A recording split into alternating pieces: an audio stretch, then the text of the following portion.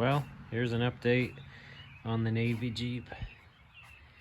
I've been kind of in and out on YouTube because I was getting ready, working feverishly to get this thing done for the Willys reunion. That was last weekend, so we're all back now. And I took it with me, and it was running enough to just drive around the parking lot and on and off the trailer. But now I'm ready to kind of dig in and finish it up. So it's got the Sedona tires on it. Got the seat frames mounted. Here's my little fuel tank. Just a 1 gallon tank that got a lot of attention over the weekend. And it's wired up to the ignition. And the only gauge that I really have hooked up is oil pressure.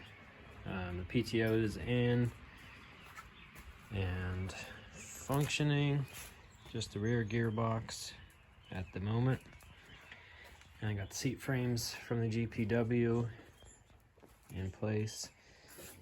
And I used Cj3a toolbox hinges, so it does hinge and rests on the stop nicely and sits pretty good compared to the driver's seat.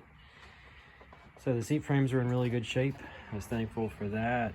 I did have to shorten this leg because of the 4-speed.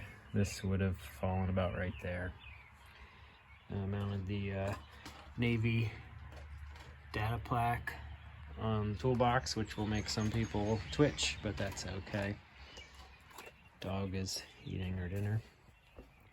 So I just threw these purple fenders on to just get to the show, but I really want to save all this yellow stuff because it has the GPW green paint underneath.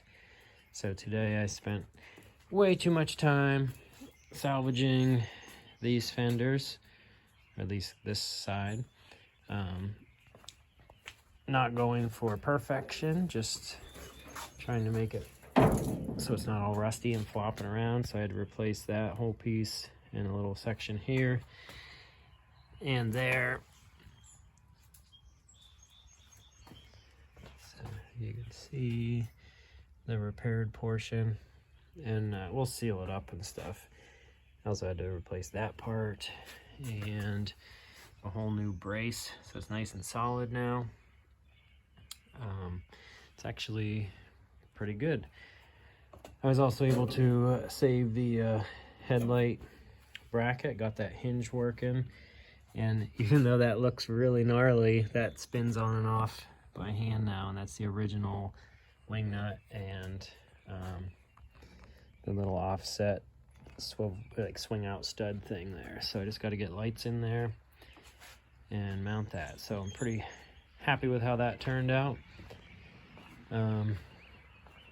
Next up is do the same thing to this fender. It's in about the same shape, so I'll cut that piece out, replace, patch this hole and replace the brace, and then the other one pretty much looked just like this, so we'll cut that back to where there's good metal and replace that flange under there. This one's actually in a little bit better shape, and try to save as much of the yellow as we can and weld in that other brace. So that's where we're at. Once all the body work's done and all the drivetrain's done and all the brackets are bolted on, then I'll pull the tub, flip it upside down and paint it. So that's where we are as of today. Stay tuned for more updates.